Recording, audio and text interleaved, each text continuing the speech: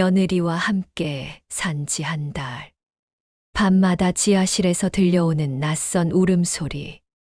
내가 환청을 듣는 걸까? 아니면 이 집 어딘가에 감춰진 진실이 있는 걸까?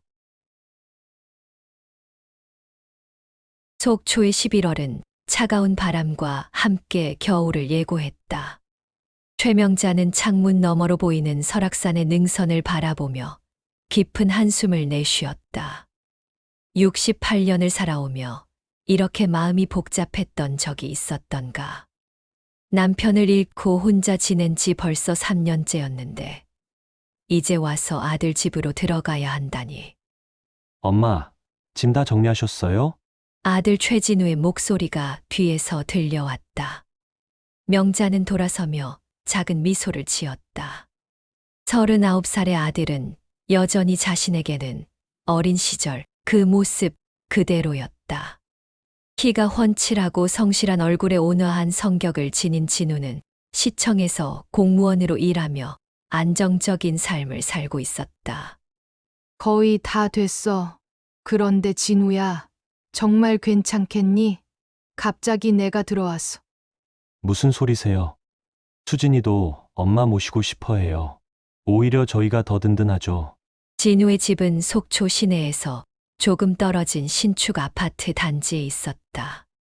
15층 건물의 8층에 위치한 32평 아파트는 깔끔하고 현대적이었다. 엘리베이터에서 내려 복도를 걸어가는 동안 명자는 긴장감을 느꼈다. 현관문이 열리자 박수진이 나왔다. 키 165cm 정도의 수진은 단정한 얼굴에 어깨까지 내려오는 검은 머리를 깔끔하게 정리하고 있었다.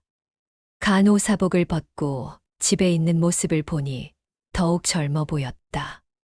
어머니 오셨네요. 안으로 들어오세요. 수진의 목소리는 부드럽고 정중했다. 하지만 명자는 뭔가 어색함을 느꼈다. 웃음은 입가에만 머물러 있고 눈에는 진정한 환영의 기색이 보이지 않았다. 수진아, 갑자기 들어와서 미안해. 무슨 말씀을 하세요? 가족인데요. 수진은 명자의 손을 잡으며 말했다. 그 손은 차가웠다. 간호사라서 자주 손을 씻어서 그런 걸까? 하지만 11월 날씨를 고려해도 너무 차가운 것 같았다. 거실에 들어서자 명자는 깜짝 놀랐다. 집 안이 너무 깔끔했다. 마치 전시장을 보는 것 같았다.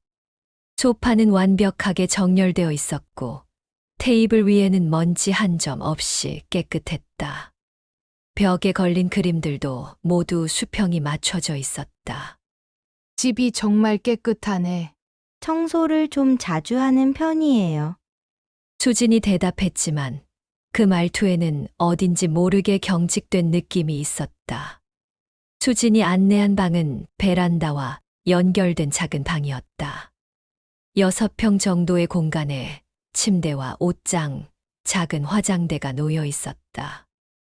모든 것이 새 것 같았다.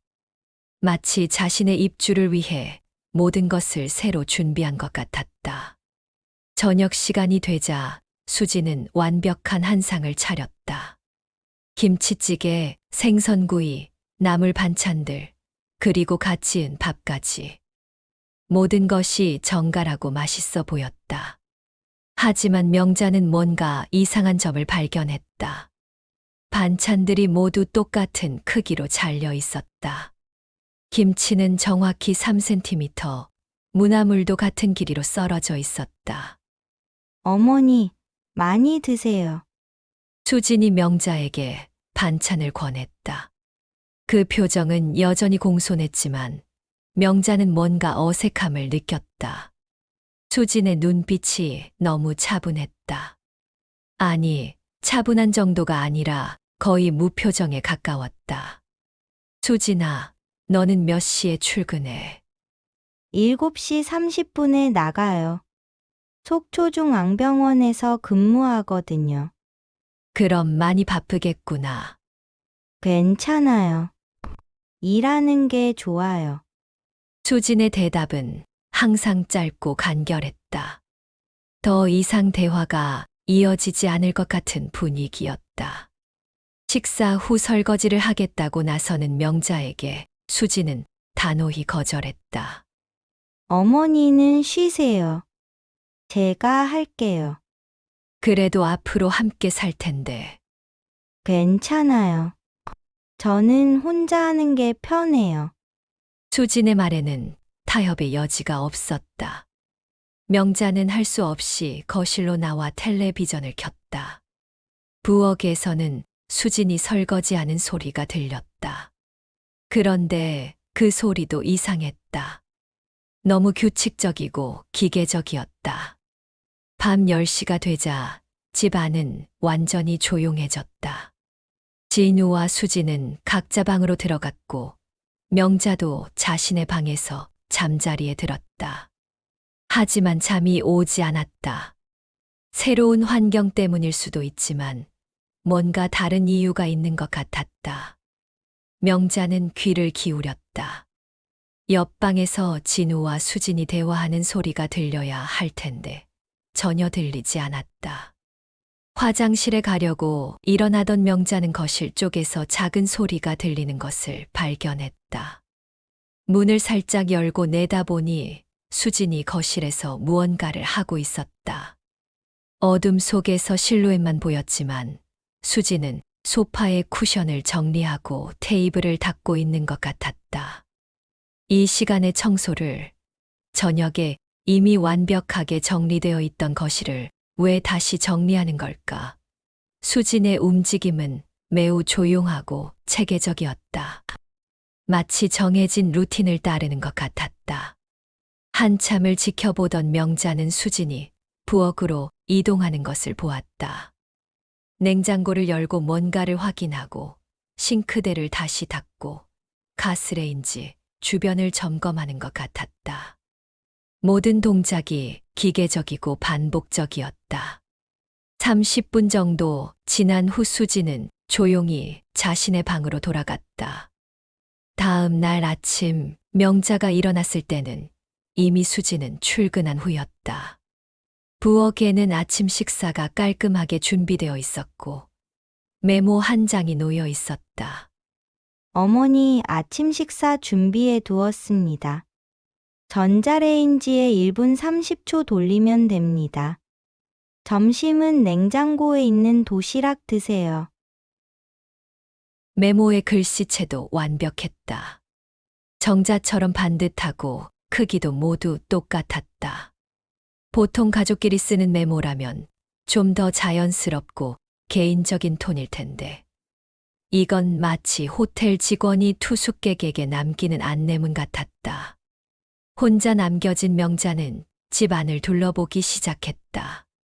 거실의 책장을 보니 책들이 크기 순으로 완벽하게 정렬되어 있었다. 그런데 책의 내용을 보니 더욱 이상했다. 모두 간호학이나 의학 관련 서적들이었다. 소설이나 에세이, 잡지 같은 것은 한 권도 없었다. 부엌도 마찬가지였다. 모든 그릇과 도구들이 크기와 용도별로 완벽하게 분류되어 있었다. 냉장고 안도 놀라웠다. 모든 음식이 똑같은 크기의 용기에 담겨져 있고 라벨에는 날짜와 내용이 정확하게 기록되어 있었다. 가장 이상한 건 화장실이었다. 세면용품들이 모두 일직선으로 배열되어 있고 수건도 정확히 같은 간격으로 접혀져 있었다. 명자는 점점 불안해졌다. 이 정도로 완벽한 정리정돈은 정상적이지 않았다. 사람이 사는 집이라기보다는 전시장이나 모델하우스 같았다. 저녁 6시 수진이 퇴근했다. 현관문이 열리는 소리와 함께 그녀의 발소리가 들렸다. 여전히 규칙적이고 조심스러웠다. 어머니 다녀왔습니다. 수고했어. 명자는 수진을 유심히 관찰했다. 그녀는 항상 같은 순서로 행동했다. 현관에서 신발을 벗고 손을 씻고 옷을 갈아입고 그리고 저녁 준비를 시작했다. 모든 것이 시계처럼 정확했다. 더욱 이상한 것은 수진이 감정 표현을 거의 하지 않는다는 것이었다. 기쁘거나 슬프거나 화나는 모습을 한 번도 본 적이 없었다. 항상 같은 톤, 같은 표정을 유지했다. 진우와의 관계도 이상했다. 부부 사이에 있어야 할 자연스러운 애정 표현이나 스킨십을 전혀 볼 수 없었다. 일주일이 지나면서 명자의 불안감은 더욱 커졌다. 수진의 모든 행동이 예측 가능했다. 매일 같은 시간에 같은 일을 했고 조금의 변화도 없었다. 마치 프로그램된 기계처럼 움직였다. 진우야, 수진이와 언제 결혼했지? 어느 날 명자가 물었다. 작년 봄이요. 왜요? 아니야, 그냥 수진이에 대해 좀 더 알고 싶어서. 수진이는 좀 특별한 사람이에요. 진우의 대답이 애매했다. 특별하다는 게 말로 설명하기 어려워요. 그냥 다른 사람들과는 달라요. 명자는 더 자세한 이야기를 듣고 싶었지만 진우는 더 이상 말하지 않았다. 하지만 그의 표정에서 뭔가 숨기고 있다는 느낌을 받았다. 그날 밤도 수지는 어김없이 심야 청소를 했다. 명자는 이제 그것이 단순한 청소가 아니라는 것을 알았다. 수지는 집안의 모든 것을 점검하고 있었다. 마치 무엇인가를 확인하고 기록하는 것 같았다. 명자는 서서히 확신을 갖게 되었다. 며느리 박수진에게는 분명히 비밀이 있다. 그리고 그 비밀은 이 평범해 보이는 가정에 균열을 일으키고 있었다. 명자는 알 수 없는 불안감에 휩싸였다. 과연 자신이 이 집에서 안전할 수 있을까? 겉으로는 완벽해 보이는 이 집에, 그리고 완벽해 보이는 며느리에게 숨겨진 진실이 무엇인지 명자는 점점 더 궁금해졌다. 동시에 그 진실을 알게 되는 것이 두려웠다. 명자가 진훈의 집에서 생활한 지 보름이 지났다. 겉으로는 평온해 보였지만 명자의 마음속 불안감은 날이 갈수록 커져갔다. 며느리 수진의 완벽하고 기계적인 일상은 여전했고 그 속에서 명자는 점점 더 이상한 점들을 발견하고 있었다. 그날 밤도 평소와 다르지 않았다. 10시가 되자 집안은 완전한 정적에 휩싸였다. 진우와 수지는 각자의 방으로 들어갔고 명자도 침대에 누웠다. 하지만 잠이 쉽게 오지 않았다. 새로운 환경에 적응하지 못한 탓일까? 아니면 수진에 대한 의구심 때문일까? 시계를 보니 자정을 조금 넘긴 시간이었다. 명자는 눈을 감고 억지로 잠들려고 노력했다. 그런데 그때였다. 아래에서 희미한 소리가 들려왔다. 덜컹. 처음에는 냉장고나 보일러에서 나는 소리려니 했다. 아파트에는 온갖 기계음이 나기 마련이니까. 하지만 잠시 후 또 다른 소리가 들렸다. 쿵, 쿵. 규칙적인 발소리였다. 누군가 아래층에서 걸어 다니는 것 같았다. 명자는 귀를 더욱 기울였다. 소리는 분명히 아래에서 나고 있었다. 그런데 이 아파트 아래층은 지하 주차장이 아닌가? 아마도 관리사무소에서 야간 순찰을 하는 모양이구나. 명자는 그렇게 생각하며 다시 잠들려고 했다. 하지만 발소리는 계속되었다. 그것도 같은 패턴으로 반복되고 있었다. 몇 걸음 걷다가 멈추고 잠시 후 다시 걷기 시작하는 것이었다. 명자는 일어나 창문 쪽으로 갔다. 지하 주차장을 내려다볼 수 있을까 싶어서였다. 하지만 각도상 지하로 내려가는 입구만 보일 뿐이었다. 그런데 지하 입구 쪽에서 희미한 불빛이 새어나오는 것을 발견했다. 이상하네. 지하 주차장에 불이 켜져 있나? 명자는 시계를 다시 보았다. 새벽 12시 30분. 이 시간에 주차장에 갈 사람이 있을까? 발소리는 여전히 들리고 있었다. 그런데 이상하게도 그 소리에 뭔가 친숙한 느낌이 들었다. 어디서 들어본 것 같은데. 명자는 잠시 생각에 잠겼다. 그리고 문득 깨달았다. 그 발소리의 리듬이 수진이 집 안을 돌아다닐 때의 발소리와 비슷했다. 조심스럽고 규칙적이며 일정한 간격으로 멈추는 것까지. 설마 명자는 조심스럽게 방문을 열었다. 복도는 조용했다. 진우 부부의 방에서도 아무 소리가 들리지 않았다. 하지만 아래에서 들려오는 발소리는 계속되고 있었다. 명자는 거실로 나가 귀를 바닥에 대고 들어보았다. 분명히 누군가 아래에서 움직이고 있었다. 그리고 이제는 발소리뿐만 아니라 다른 소리도 들렸다.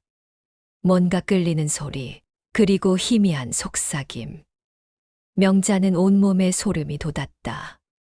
그 속삭이는 소리가 수진의 목소리 같았다. 하지만 확실하지는 않았다.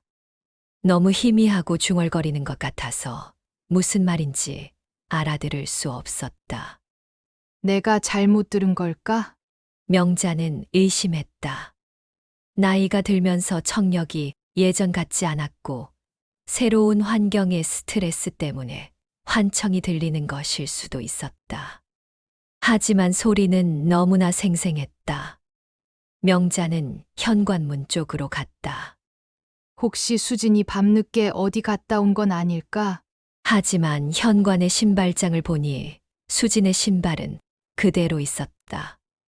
슬리퍼도 제자리에 정확히 놓여 있었다. 다시 거실로 돌아온 명자는 더욱 혼란스러웠다.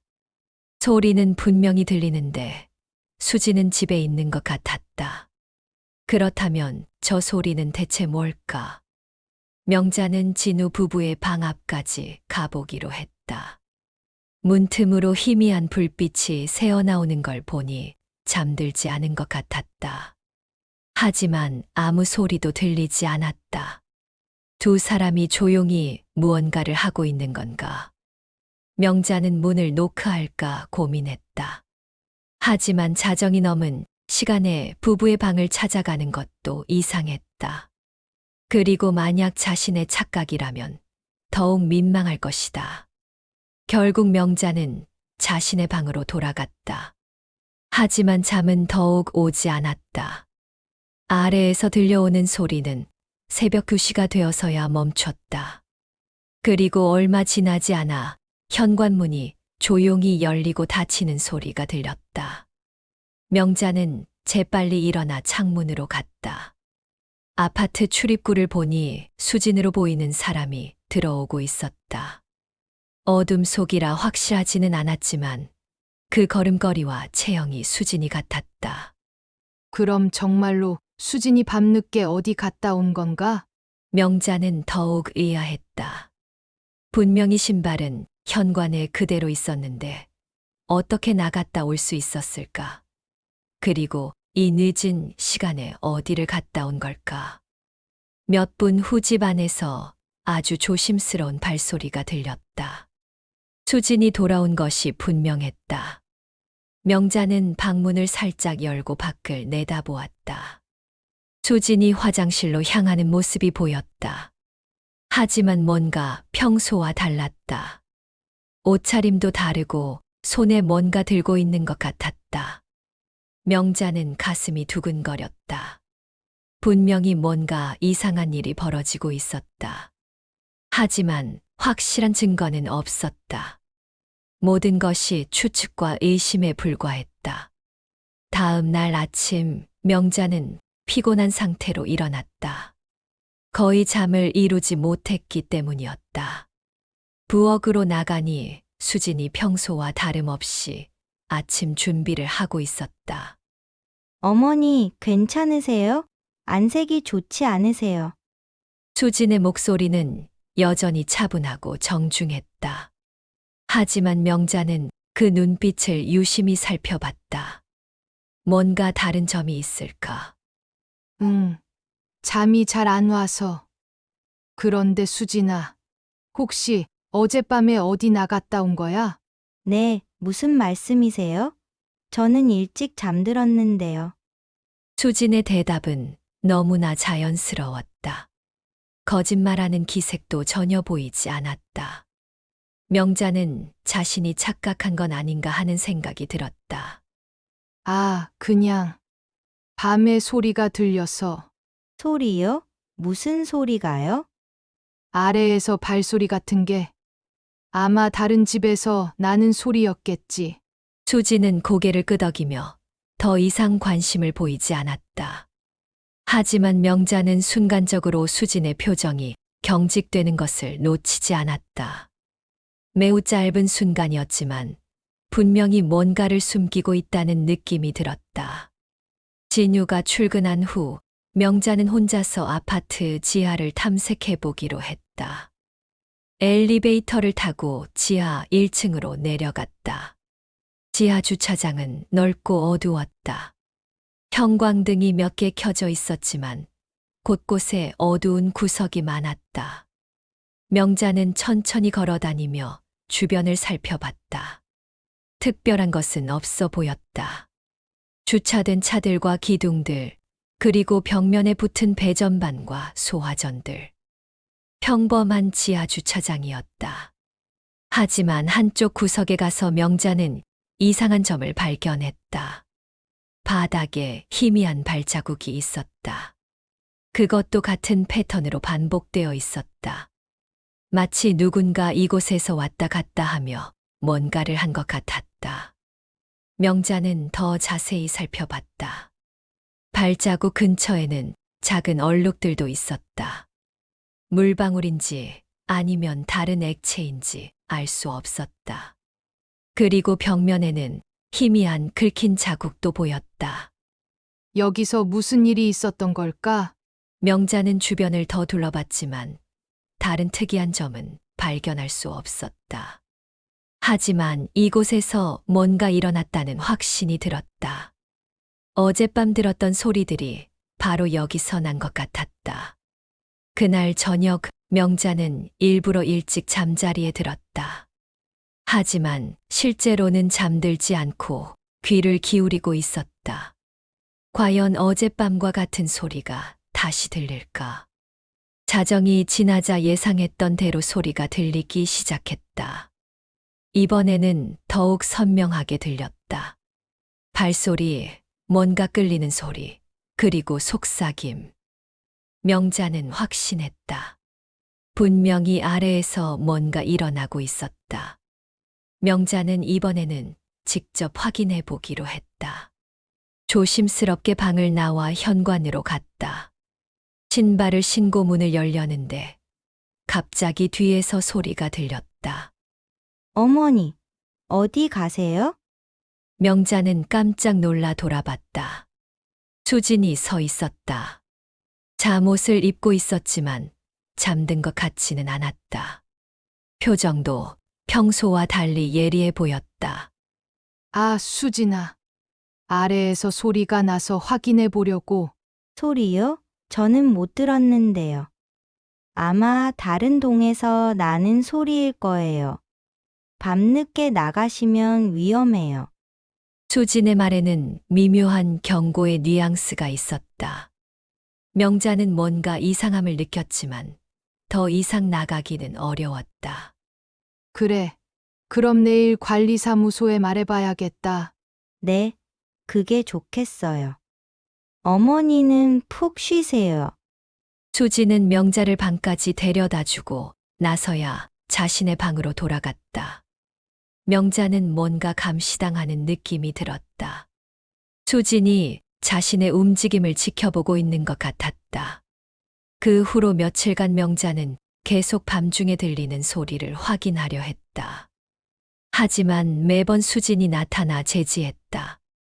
마치 명자가 지하로 가는 것을 막으려는 것 같았다. 내가 잘못 들은 걸까? 명자는 점점 자기 자신을 의심하기 시작했다. 들렸다. 나이가 들어서 착각하는 건 아닐까? 아니면 스트레스 때문에 환청이 들리는 걸까? 하지만 소리는 너무나 생생했고 규칙적이었다. 어느 날 밤, 명자는 마침내 기회를 잡았다. 수진이 깊게 잠든 것을 확인하고 조심스럽게 지하로 내려갔다. 지하 주차장은 어두웠지만 한쪽 구석에서 희미한 불빛이 새어 나오고 있었다. 명자는 그 불빛을 따라 조심스럽게 다가갔다. 소리도 들렸다. 분명히 누군가 있었다. 하지만 가까이 갈수록 소리는 멈췄다. 그리고 불빛도 꺼졌다. 명자가 그 장소에 도착했을 때는 아무것도 없었다. 텅 빈 공간만 있을 뿐이었다. 하지만 바닥에는 여전히 발자국과 얼룩들이 남아 있었다. 그리고 공기 중에는 이상한 냄새가 감돌았다. 소독약 냄새 같았다. 명자는 더 자세히 살펴보려 했지만 갑자기 뒤에서 발소리가 들렸다. 누군가 다가오고 있었다. 명자는 급히 기둥 뒤로 숨었다. 어둠 속에서 익숙한 실루엣이 나타났다. 수진이었다. 그런데 평소와는 전혀 다른 모습이었다. 손에는 커다란 가방을 들고 있었고 표정도 차가웠다. 마치 다른 사람 같았다. 수진은 명자가 숨어있는 기둥 근처까지 왔다. 명자는 숨을 죽이고 지켜봤다. 수진은 주변을 살펴본 후 가방을 열었다. 안에서 무언가를 꺼내는 소리가 들렸다. 하지만 어둠 속에서는 정확히 무엇인지 보이지 않았다. 몇 분 후 수진은 가방을 들고 다른 곳으로 사라졌다. 명자는 한참 후에야 그 자리를 떠날 수 있었다. 집으로 돌아가는 동안 머릿속은 온통 혼란스러웠다. 수진이가 밤마다 지하에서 뭘 하는 거지? 명자는 확신했다. 며느리에게는 분명히 숨기고 있는 뭔가가 있다. 그리고 그것은 결코 평범한 일이 아니었다. 명자의 불안감은 이제 공포로 바뀌기 시작했다. 좋아요와 구독은 영상 제작을 하는데 큰 힘이 됩니다. 명자가 진훈의 집에서 생활한 지 한 달이 되어 가고 있었다. 밤마다 들려오는 지하실의 소리와 수진의 의문스러운 행동들로 인해 명자의 신경은 날로 예민해져 갔다. 잠을 제대로 이루지 못하는 날이 계속되면서 체중도 눈에 띄게 줄었고 입맛도 잃어가고 있었다. 엄마, 요즘 많이 야위셨네요. 혹시 어디 아프신 곳은 없으세요? 진유가 걱정스러운 표정으로 물었다. 아침 식탁에서 명자가 밥을 거의 먹지 않는 모습을 본 것이었다. 아니야, 괜찮아. 그냥 환경이 바뀌어서 그런가 봐. 그래도 병원에 한번 가보시는 게 어때요? 수진이가 같이 가드릴 수 있을 텐데. 아니야, 정말 괜찮아. 명자는 애써 웃으며 대답했지만 마음속으로는 복잡했다. 수진과 함께 병원에 간다는 것은 상상할 수도 없었다. 그 여자에 대한 의심이 커져가는 상황에서 혼자 있기조차 꺼려지는데 수진은 평소와 다름없이 차분한 표정으로 진우의 말을 들었다. 그리고 명자를 향해 정중한 미소를 지었다. 어머니, 제가 오늘 일찍 퇴근할 수 있어요. 함께 병원에 가요. 아니야, 정말 괜찮아. 그냥 장이나 보러 나가서 바람 좀 쐬면 나아질 거야. 명자는 단호히 거절했다. 수진의 미묘한 표정 변화를 놓치지 않았다. 순간적으로 아쉬움 같은 것이 스쳐 지나갔다가 곧 다시 무표정으로 돌아왔다. 진유가 출근한 후 명자는 집 안의 답답함을 떨쳐내기 위해 근처 대형마트에 가기로 했다. 며칠째 제대로 된 식사를 하지 않아서 냉장고도 비어가고 있었다. 수진이 매일 완벽한 식단을 준비해 주지만 명자는 그 음식들을 먹는 것이 점점 부담스러워지고 있었다. 오후 2시경 명자는 장바구니를 들고 집을 나섰다. 수진은 병원에서 근무 중이었고 진우도 오후에는 외근이 있다고 했으니 저녁 때까지는 혼자 있을 수 있을 것이다. 마트에서 장을 보는 동안 명자는 잠시나마 평온함을 느꼈다. 다른 사람들과 부딪히며 일상적인 대화를 나누는 것이 얼마나 자연스럽고 소중한 일인지 새삼 깨달았다. 수진과의 생활에서는 진정한 의미의 대화가 거의 없었다. 모든 대화가 형식적이고 표면적이었다. 장을 보고 집으로 돌아가는 길, 명자는 아파트 지하 주차장을 거쳐가기로 했다. 짐이 무거워서 엘리베이터를 이용하려고 했지만 동시에 지하에서 발견했던 그 흔적들을 다시 한번 확인해 보고 싶은 마음도 있었다.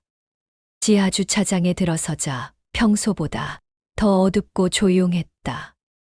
대부분의 주민들이 출근한 시간이라 주차된 차도 많지 않았다.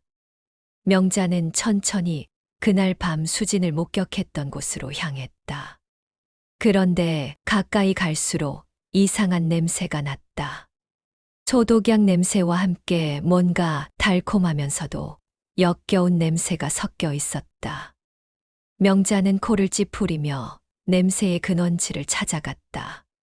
한쪽 벽면에 있는 작은 문이 살짝 열려 있었다. 평소에는 굳게 닫혀 있던 문이었다. 관리사무소나 전기실로 통하는 문인 줄 알았는데 이렇게 열려 있는 것은 처음이었다. 명자는 주변을 둘러본 후 조심스럽게 그 문에 다가갔다. 문틈으로 희미한 불빛이 새어나오고 있었다. 그리고 안에서는 무언가 소리가 들렸다. 처음에는 환기팬이나 기계음인 줄 알았다. 하지만 귀를 기울여 들어보니 그것은 기계음이 아니었다. 마치 누군가 중얼거리는 소리 같았다. 아주 작은 목소리로 뭔가를 반복해서 말하고 있었다. 명자는 가슴이 두근거리기 시작했다. 문을 완전히 열고 안을 들여다볼까 고민했다. 하지만 만약 누군가 있다면 어떻게 설명해야 할까? 그리고 만약 위험한 상황이라면? 그런데 그때였다. 중얼거리는 소리 사이사이에 다른 소리가 섞여 들렸다. 명자는 숨을 죽이고 더욱 집중해서 들어보았다.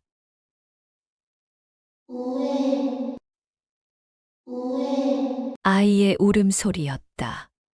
희미하지만 분명히 아이가 우는 소리였다. 그것도 갓난아이가 아니라 좀 더 큰 아이, 대략 서너 살 정도 되어 보이는 아이의 울음소리였다. 명자는 온몸에 소름이 돋았다.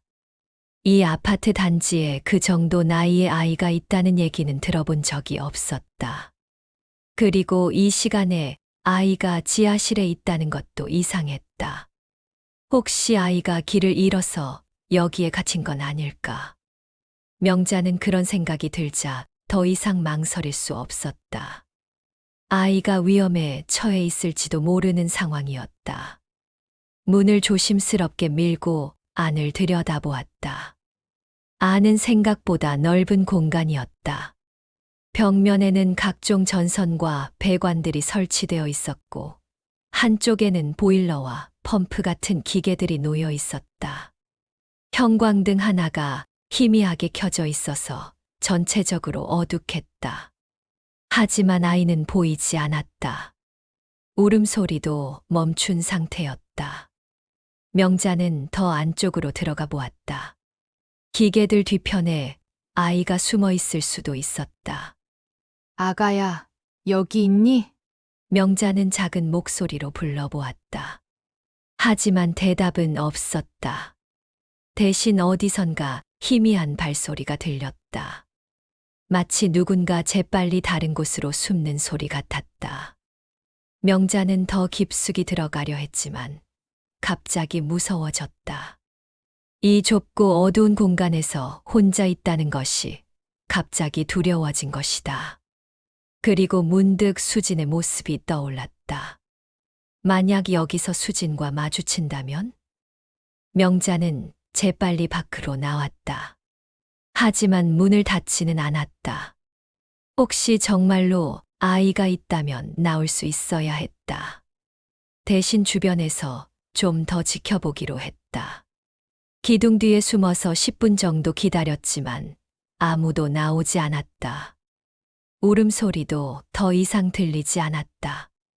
명자는 다시 그 문 앞으로 가서 안을 들여다보았다.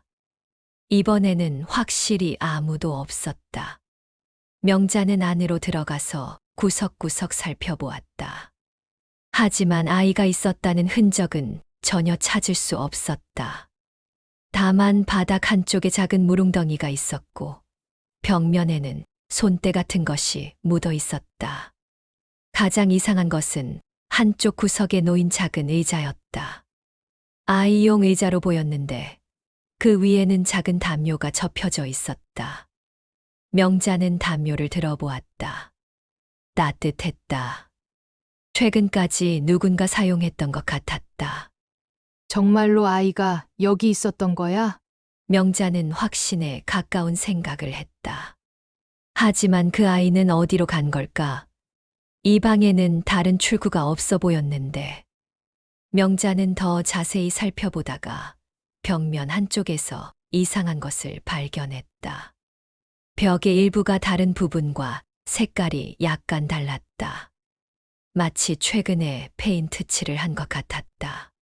그리고 그 부분을 자세히 보니 희미하게 문의 윤곽 같은 것이 보였다. 혹시 숨겨진 문이 있는 건가? 명자는 그 부분을 손으로 만져보았다. 다른 벽과는 확실히 다른 감촉이었다. 좀 더 얇고 속이 비어 있는 것 같았다. 문 손잡이나 열 수 있는 장치를 찾아보았지만 보이지 않았다. 그런데 벽을 만지며 살펴보던 명자는 바닥에서 작은 물체를 발견했다. 아이용 장난감이었다. 작은 곰 인형이었는데 한쪽 눈이 떨어져 나가고 털도 많이 빠진 낡은 것이었다. 명자는 그 인형을 주워들었다. 분명히 아이가 있었다. 그리고 그 아이는 이곳에서 오랫동안 있었던 것 같았다. 하지만 지금은 어디에 있는 걸까? 명자가 인형을 들고 일어서려는 순간 갑자기 뒤에서 소리가 들렸다. 어머니, 여기서 뭘 하고 계세요? 명자는 깜짝 놀라 돌아봤다. 수진이 서 있었다. 간호사복을 입고 있는 것으로 보아 병원에서 온 것 같았다. 하지만 분명히 오늘은 늦게 퇴근한다고 했는데 수진아, 너 일찍 왔구나. 응급 환자가 없어서 일찍 끝났어요. 그런데 어머니는 여기서 뭘 하시는 거예요? 수진의 목소리는 평소와 같이 정중했지만 그 눈빛은 예리했다. 명자가 손에 들고 있는 곰 인형을 빤히 쳐다보고 있었다. 아, 이게 장을 보고 와서 엘리베이터를 타려는데 여기 문이 열려 있어서 그래서 혹시 아이가 길을 잃고 들어간 건 아닌가 해서 확인해 본 거야. 아이요? 수진의 표정이 미묘하게 변했다. 응. 아까 이 안에서 아이 울음소리가 들려서. 어머니, 이 아파트에는 어린아이가 없어요. 아시잖아요. 수진의 말이 맞았다. 이 아파트 단지는 대부분 신혼부부나 중년층이 살고 있었다. 어린아이가 있는 가정은 없었다. 그래도 분명히 들었는데 아마 위층에서 텔레비전 소리가 울려서 그런 것 같아요. 여기는 전기실이에요. 위험하니까 빨리 나가요. 수지는 명자의 팔을 잡고 밖으로 이끌었다.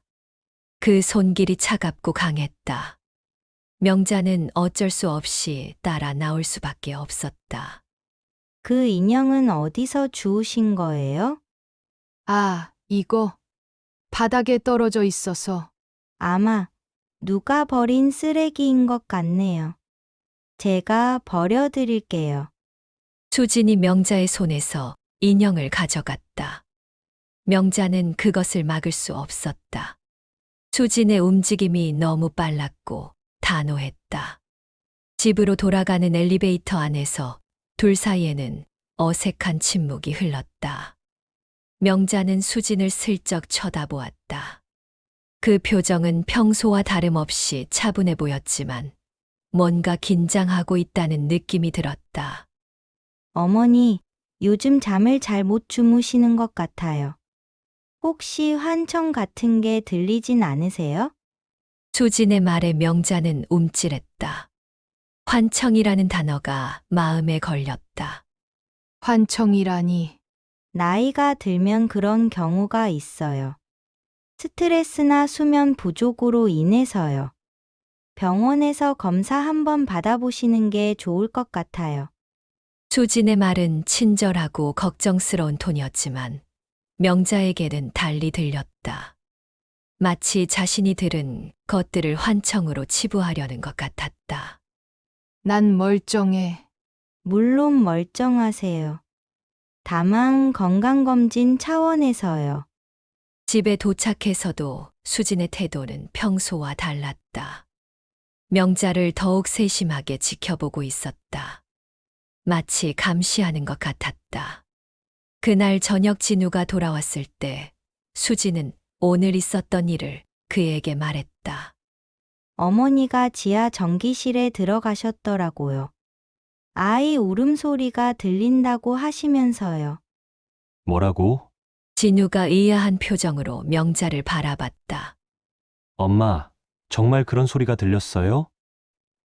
응, 분명히 들었는데 엄마, 혹시 요즘 스트레스를 많이 받으신 건 아니에요? 환경이 바뀌고 해서. 진우도 수진과 비슷한 반응을 보였다.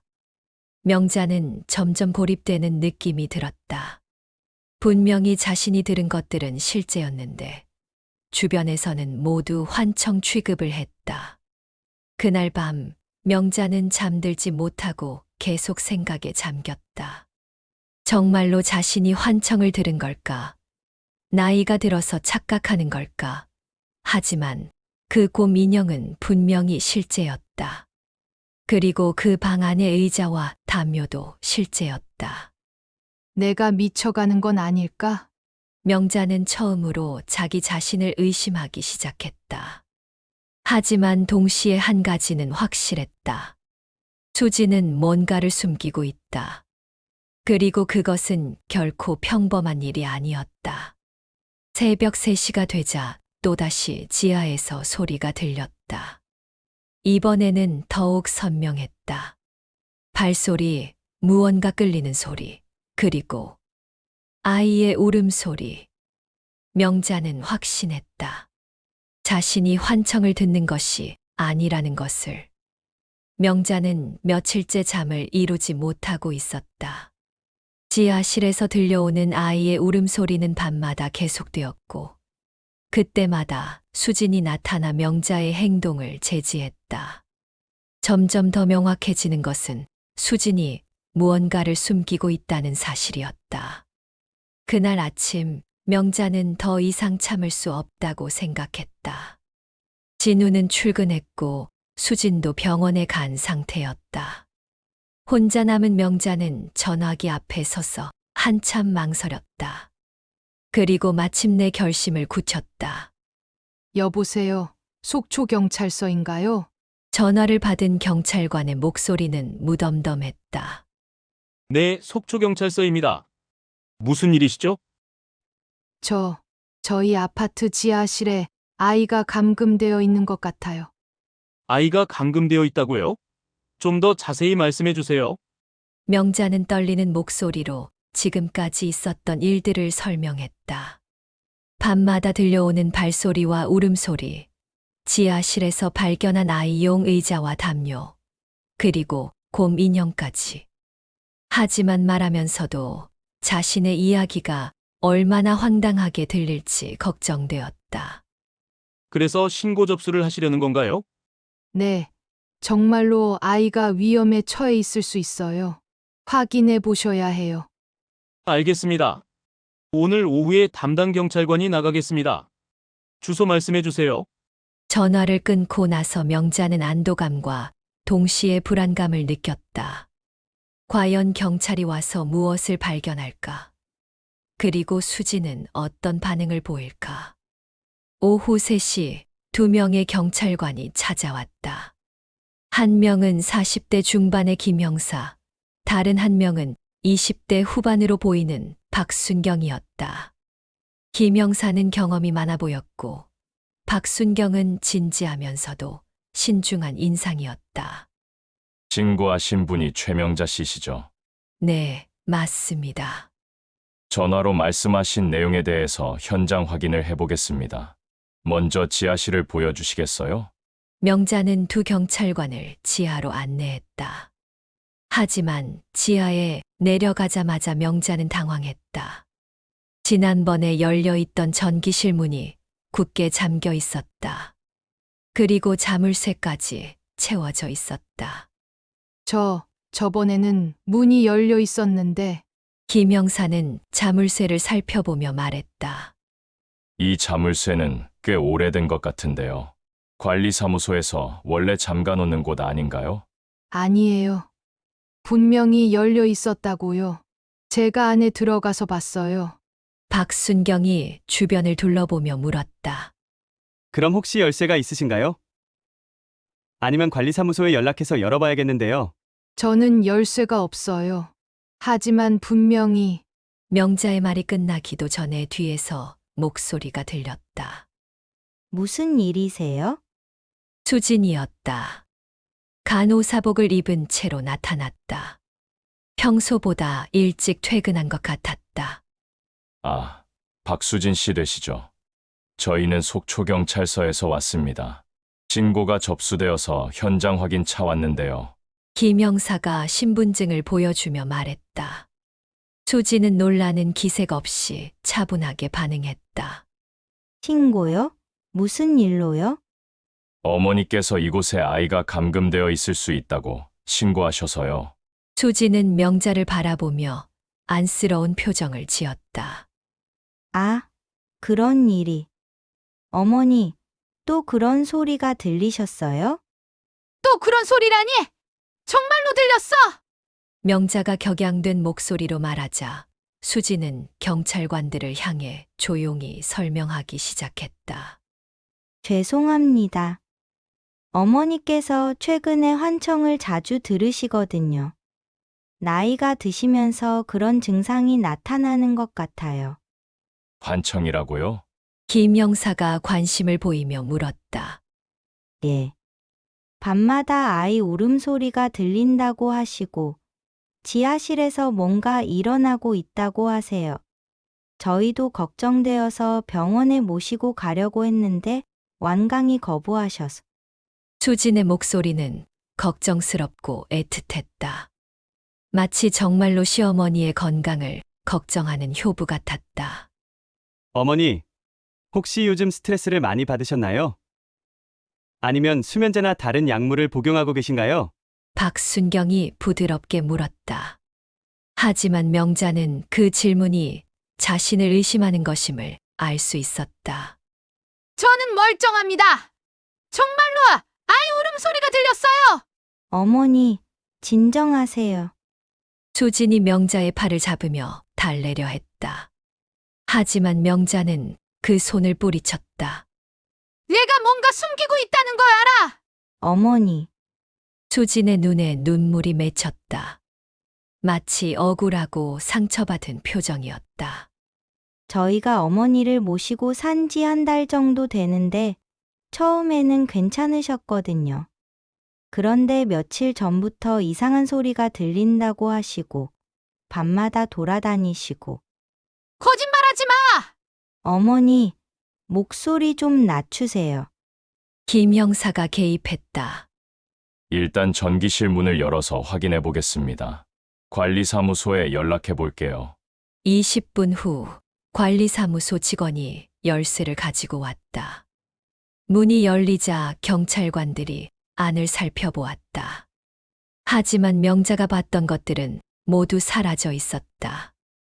아이용 의자도 담요도 그 어떤 흔적도 없었다. 단지 전기 장비와 배관만이 있을 뿐이었다. 특별한 건 없어 보이는데요. 김영사가 주변을 살펴보며 말했다. 박순경도 구석구석 확인해 봤지만 아무것도 발견하지 못했다. 어머니, 여기 뭔가 있었다고 하셨죠? 분명히 있었는데 의자도 있었고 담요도 있었고 명자는 당황스러웠다. 분명히 봤던 것들이 모두 사라져 있었다. 혹시 다른 곳과 착각하신 건 아닌가요? 아니에요! 분명히 여기였어요! 명자의 목소리는 점점 커졌고 그럴수록 주변 사람들의 시선은 더욱 의심스러워졌다. 수진이 경찰관들에게 조용히 말했다. 어머니께서 요즘 밤잠을 못 이루시거든요. 그래서 피로가 누적되신 것 같아요. 남편도 걱정하고 있어요. 남편분은 지금 어디 계신가요? 직장에 있어요. 시청 공무원이거든요. 연락해 볼까요? 김영사가 고개를 끄덕였다. 잠시 후 진우가 급하게 달려왔다. 그의 표정은 당황스럽고 걱정스러웠다. 엄마, 무슨 일이에요? 경찰서에서 연락이 와서. 진우야! 내가 분명히 봤어! 여기에 아이가! 엄마, 진정하세요. 우선 집에 가서 이야기해요. 진우는 경찰관들에게 사과의 인사를 했다. 죄송합니다. 저희 어머니께서 최근에 환경 변화로 스트레스를 많이 받으신 것 같아요. 괜찮습니다. 하지만 혹시 병원에서 정밀 검사를 받아보시는 게 좋을 것 같은데요. 김영사의 조언에 진우와 수지는 고개를 끄덕였다. 네, 그렇게 하겠습니다. 집으로 돌아가는 길에 명자는 완전히 고립된 기분이었다. 가족들마저 자신을 믿어주지 않았다. 아니, 믿어주지 않는 정도가 아니라 정신적인 문제가 있다고 생각하고 있었다. 집에 도착하자 진우가 명자와 단둘이 이야기를 나누었다. 엄마, 정말 괜찮아? 진우야, 나는 정말 봤어. 거짓말하는 게 아니야. 엄마, 혹시 약 같은 거 먹고 있는 건 아니죠? 아니면 술을 드신다거나. 뭐라고? 내가 나를 의심하는 거야? 명자는 충격을 받았다. 자신의 아들마저 자신을 의심하고 있었다. 의심하는 게 아니라 걱정되는 거예요. 수진이 말로는 요즘 밤마다 돌아다니시고 이상한 소리가 들린다고 하시고. 수진이가 그런 말을 했어? 네. 엄마가 혼자서 중얼거리기도 하고 없는 사람과 대화하는 것처럼 보일 때도 있다고. 명자는 온몸에 소름이 돋았다. 수진이 자신에 대해 그런 거짓말을 하고 있었던 것이다. 그건 거짓말이야! 나는 그런 적 없어! 엄마, 화내지 마세요. 우리가 도와드릴게요. 병원에 가서 검사 한번 받아봐요. 그날 저녁 명자는 식탁에 앉아 있었지만 음식이 목에 넘어가지 않았다. 수진이 준비한 완벽한 저녁상이었지만 모든 것이 독처럼 느껴졌다. 수진은 평소와 다름없이 차분하고 정중했다. 마치 오늘 일어난 일들이 없었던 것처럼. 어머니, 많이 드세요. 기력을 보충하셔야 해요.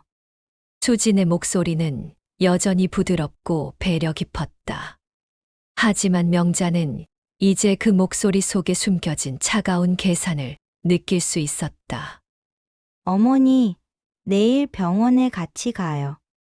정밀 검사를 받아보시면 마음도 편해지실 거예요. 나는 안 가.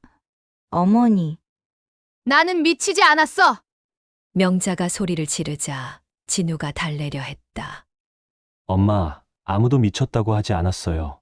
그냥 건강검진이라고 생각하세요. 하지만 명자는 알고 있었다. 이것은 건강검진이 아니라 자신을 정신병자로 만들려는 음모였다. 수진이 치밀하게 계획한 일이었다.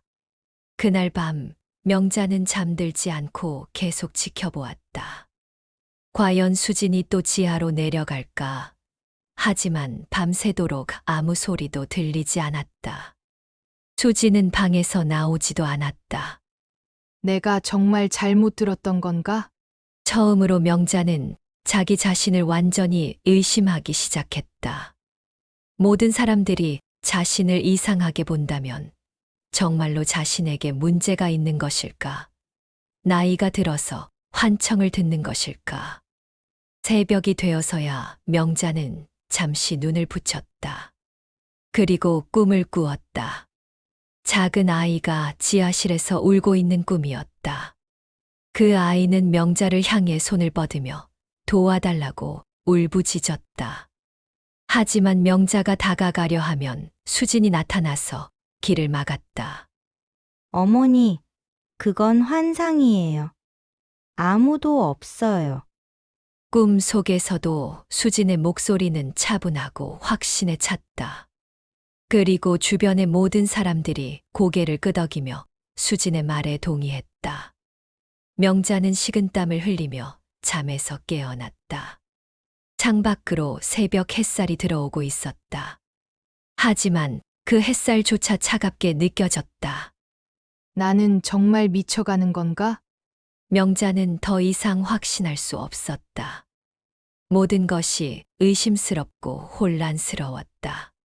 그리고 가장 무서운 것은 자기 자신조차 믿을 수 없게 되었다는 사실이었다. 경찰이 떠나고 난 후 집안은 무거운 침묵에 휩싸였다. 명자는 자신의 방에서 무릎을 껴안고 앉아 있었다. 온 세상이 자신을 등진 것 같은 기분이었다. 아들마저 자신을 정신병자 취급하고 며느리는 완벽한 연기로 모든 사람을 속이고 있었다. 거실에서는 진우와 수진이 작은 목소리로 대화를 나누고 있었다. 수진아, 정말 고생이 많아. 엄마가 이런 일까지 저질러서. 괜찮아요. 어머니도 많이 힘드실 거예요. 환경이 바뀌면서 스트레스가 쌓인 것 같아요. 내일 정신과에 예약을 잡아야겠어. 이런 상태로는 안 되겠어. 천천히 하세요.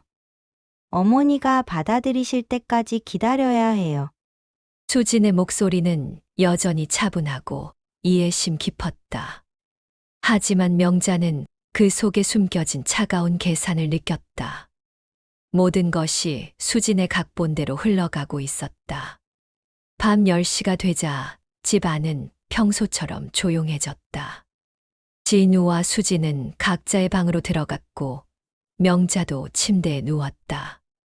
하지만 잠은 오지 않았다. 오늘의 충격이 너무 컸다. 자신이 정말 미쳐가는 건 아닐까 하는 두려움이 엄습했다. 1시간쯤 지났을까? 명자는 희미한 소리를 들었다. 처음에는 바람 소리인 줄 알았지만 점점 더 선명해졌다. 누군가 조심스럽게 움직이는 소리였다. 명자는 귀를 기울였다. 현관문이 아주 조용히 열리고 닫히는 소리가 들렸다. 그리고 복도를 지나는 발소리, 엘리베이터 버튼을 누르는 소리까지. 또 시작됐구나. 명자는 일어나 창문으로 갔다. 몇 분 후 아파트 출입구에서 수진으로 보이는 인물이 지하로 향하는 모습을 희미하게 볼 수 있었다. 하지만 이제는 누구에게도 말할 수 없었다.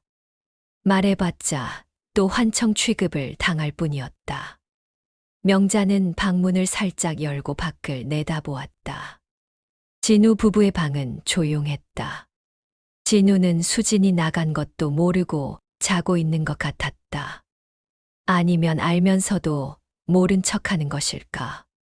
30분 정도 지나자 현관문이 다시 조용히 열리고 닫혔다. 수진이 돌아온 것이었다. 명자는 재빨리 침대로 돌아가 잠든 척했다. 얼마 후 수진이 화장실에서 손을 씻는 소리가 들렸다. 그리고 자신의 방으로 들어가는 발소리. 모든 것이 평상시와 같았다. 마치 아무 일도 없었던 것처럼. 한편 지하에서는 수진이 전기실 깊숙한 곳에서 무언가를 하고 있었다. 그녀는 벽면에 숨겨진 패널을 열고 그 뒤에 작은 공간으로 들어갔다. 손전등 불빛이 어둠을 뚫고 들어오자 좁은 공간의 모습이 드러났다. 그곳에는 작은 상자 하나가 놓여 있었다. 낡은 나무 상자로 겉면에는 세월의 흔적이 고스란히 남아 있었다. 수지는 조심스럽게 상자를 열었다. 상자 안에는 작은 아이의 옷가지들이 가지런히 접혀져 있었다. 분홍색 원피스, 작은 양말, 리본이 달린 머리띠. 모두 4에 5세 정도 되는 여자아이의 것으로 보였다. 그리고 그 아래에는 명자가 봤던 그 곰 인형이 있었다. 한쪽 눈이 떨어져 나가고 털이 많이 빠진 그 인형. 수지는 인형을 꺼내 들고 한참을 바라봤다. 그녀의 표정은 평소의 무표정함과는 달랐다. 뭔가 복잡한 감정이 스쳐 지나갔다. 그리움인지 죄책감인지 아니면 다른 무엇인지 알 수 없는 감정이었다. 미안해. 수진의 입에서 작은 중얼거림이 새어나왔다. 그녀가 감정을 드러내는 것은 매우 드문 일이었다. 하지만 이곳에서만은 달랐다. 마치 다른 사람이 된 것 같았다. 수지는 인형을 다시 상자에 넣고 뚜껑을 닫았다. 그리고 벽의 패널을 원래대로 돌려놓았다. 모든 흔적을 지우고 나서야 그녀는 전기실을 떠났다. 다음 날 아침, 명자는 평소보다 일찍 일어났다. 거의 잠을 이루지 못했기 때문이었다.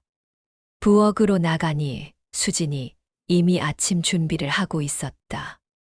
어머니, 일찍 일어나셨네요. 잠은 좀 주무셨어요? 수진의 목소리는 여전히 부드럽고 정중했다. 하지만 명자는 그 눈빛을 유심히 살펴봤다. 뭔가 다른 점이 있을까? 수진아, 네, 어머니. 너 어젯밤에 어디 갔었지? 수진의 손이 순간적으로 멈췄다. 매우 짧은 순간이었지만 명자는 놓치지 않았다. 네, 무슨 말씀이세요? 저는 일찍 잠들었는데요. 나는 분명히 봤어. 내가 나가는 걸. 어머니, 혹시 꿈을 꾸신 건 아니에요? 수진의 반응은 완벽했다. 놀라지도 않고 당황하지도 않았다. 마치 이런 상황에 대비해 미리 준비해둔 것 같았다. 꿈이 아니야! 나는 멀쩡해! 어머니, 목소리 낮추세요. 진우 씨 깨요. 수진이 달래려 하자 명자는 더욱 화가 났다. 모든 것이 자신의 착각이고 환상이라고 치부하려는 것이 분명했다. 그때 진우가 잠옷 차림으로 나왔다. 무슨 일이에요? 아침부터 소란이. 진우야, 수진이가 어젯밤에 엄마, 또 그 얘기야? 진우의 목소리에는 피로감이 묻어났다. 어머니의 증상이 계속되는 것에 지쳐가는 모습이었다. 어머니께서는 제가 밤에 어디 나갔다 왔다고 하세요. 수진이 조용히 설명했다. 엄마, 수진이는 저와 함께 잤어요. 밤새 옆에 있었다고요. 진우의 말에 명자는 충격을 받았다. 수진이 나간 것을 분명히 봤는데 진우는 모르고 있었다. 아니면 진우도 수진의 거짓말에 속고 있는 것일까? 진우야, 너 정말 몰라? 뭘 모른다는 거예요? 엄마, 이제 정말 병원에 가셔야 할 것 같아요. 그날 하루 종일 명자는 혼란스러웠다. 자신이 본 것이 정말 현실이었을까? 아니면 정말로 환각을 본 것일까? 모든 것이 의심스럽고 확신할 수 없었다. 오후에 혼자 있을 때 명자는 다시 한번 지하로 내려가 보기로 했다. 마지막으로 확인해 보고 싶었다. 정말로 아무것도 없는 것인지. 지하 주차장은 조용했다. 전기실 문은 여전히 굳게 잠겨 있었다. 명자는 주변을 둘러보며 다른 단서가 없는지 살펴봤다. 그런데 바닥에서 작은 것을 발견했다. 분홍색 리본 조각이었다. 아이용 머리띠에서 떨어진 것 같았다. 명자는 그것을 주워들었다. 이것도 환각일까? 명자는 리본 조각을 주머니에 넣고 집으로 돌아갔다. 적어도 이것만큼은 실제였다. 만질 수도 있고 냄새도 맡을 수 있었다. 하지만 이것만으로는 아무것도 증명할 수 없었다. 그날 밤도 어김없이 수지는 지하로 향했다. 하지만 이번에는 다른 일을 했다. 그녀는 전기실 곳곳을 점검하며 혹시 남겨진 흔적이 없는지 확인했다. 명자가 계속 의심의 눈초리를 보내고 있어서 더욱 조심해야 했다. 벽 뒤에 숨겨진 공간도 다시 한번 점검했다. 상자는 그대로 있었다. 수지는 잠시 망설이다가 상자를 꺼냈다. 이제 다른 곳으로 옮겨야 할 때인 것 같았다. 상자를 들고 지하 주차장을 나서던 수지는 문득 뒤를 돌아봤다. 누군가 지켜보고 있는 듯한 느낌이 들었기 때문이었다. 하지만 아무도 없었다. 그저 어둠과 침묵만이 있을 뿐이었다. 며칠이 지났지만 상황은 변하지 않았다. 명자는 여전히 밤마다 들리는 소리를 들었지만 아무도 믿어주지 않았다. 오히려 병원 검사를 받으라는 압력만 커져갔다. 어느 날 오후 명자는 우연히 수진의 가방에서 떨어진 작은 사진을 발견했다. 어린 여자아이의 사진이었다. 4에 5세 정도로 보이는 예쁜 아이가 환하게 웃고 있었다. 그런데 그 아이가 입고 있는 옷이 낯익었다. 분명히 어디서 본 것 같았다. 명자는 사진을 자세히 들여다봤다. 그리고 문득 깨달았다.